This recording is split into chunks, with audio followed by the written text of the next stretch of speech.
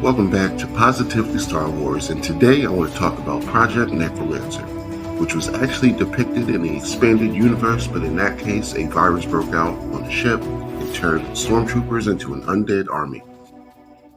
In the cinematic and animated universe, we didn't hear about it by name for a little bit, but this video is to tell you that they knew they were giving us a movie with plot holes and were preparing to fix it before we even knew the problem. This story takes place over the course of the Mandalorian seasons and the Bad Batch seasons, with hints and storylines that completely set up what was given to us in The Rise of Skywalker in 2019.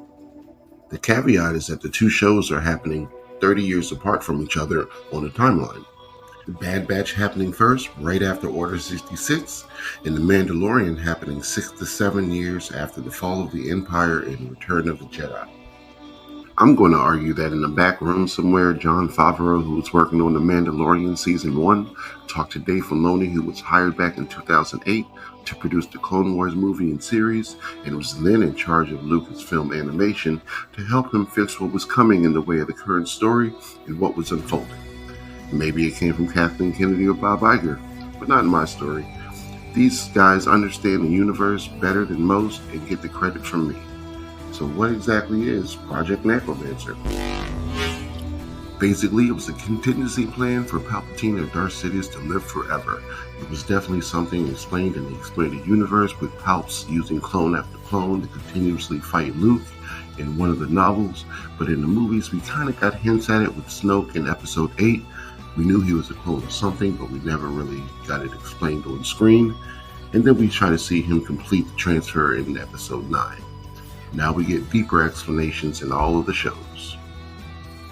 Starting with The Mandalorian Season 1, which debuted in November of 2019, we first meet Din Djarin, the Mandalorian, and Grogu, who we called Baby Yoda for the first 2 years until Dave and John gave him a name. They begin talking about his high ink count, trying not to say midichlorian too much, as they send bounty hunters to secure the child for the Empire. They want him because of his ink count and his potential force sensitivity, which is our first Easter egg. In December of 2019, we get The Rise of Skywalker, where Palpatine came back with the fleet, and we were told that it was cloning, secrets only the Sith knew, and they brushed right past it. But I argue that Disney knew it was coming and planned on fixing it with these other projects. Season 2 of Mando is next in December of 2020. Here we meet Bo-Katan, Boba Fett, Fennec Shan, and Mando is trying to get Grogu back to lore of his people, the Jedi. Meanwhile, Moff Gideon is still after the child for a blood sample, and he's actually successful. He gets his blood, and we also are shown that he has clones of himself somewhere on the ship. We are made to believe that he doesn't make it past Season 2, but just like anything else, if you don't see the body. At this point, we finally meet the Bad Batch in 2021, released on May 4th. Here, we meet another unaltered clone of Jango Fett, Omega, technically Boba Fett's sister, and a sister to all the clones for that matter. We see the destruction of Kamino and Topoka City, where we aren't sure what's next for the cloning operations. All we get in 2022 is Book of Boba Fett, which doesn't really mention Project Necromancer at all, but we do see where Grogu is during this time. January of 2023 starts Season 2 of The Bad Batch. Around 19 to 18 BBY, we see Palpatine decommission the clones for the Stormtrooper program, and we finally meet Dr. Hemlock, who is in charge of the entire Necromancer project. March 2023 begins Season 3 of Mando, around 11 to 12 ABY, which is 30 years after the events of The Bad Batch. We re-mention the project, which the Shadow Council preparing for the return of Grand Admiral Thrawn. Still using the cloning research, it's unsure who knew of Palpatine's grand plan. It almost seems as if the Imperial remnants were planning on using Project Necromancer for themselves and not the Emperor. But we should assume that the Emperor was in hiding, using clones and strandcasts like Snoke to perfect the process of essence transfer to the level that he'd originally planned. Like mentioned before, books and comments, we do get this project and projects like it, with cloning being a big part of how Palpatine survived so long in the expanded universe. So the fact that he came back through cloning wasn't the unbelievable part of Episode 9.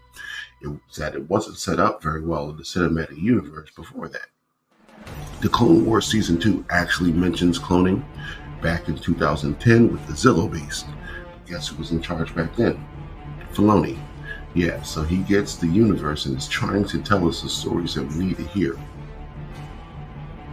Season 3 of The Bad Batch, we are full into the testing process of Project Necromancer and the plan of the good guys to shut it down before the Emperor can complete his secret project.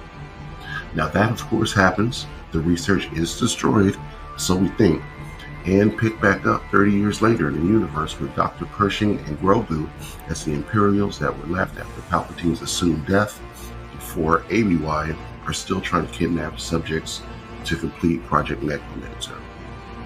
So if you believe that he secretly existed on Exegol this whole time, then yes, his over 50-year plot to figure out and complete essence transfer kind of worked.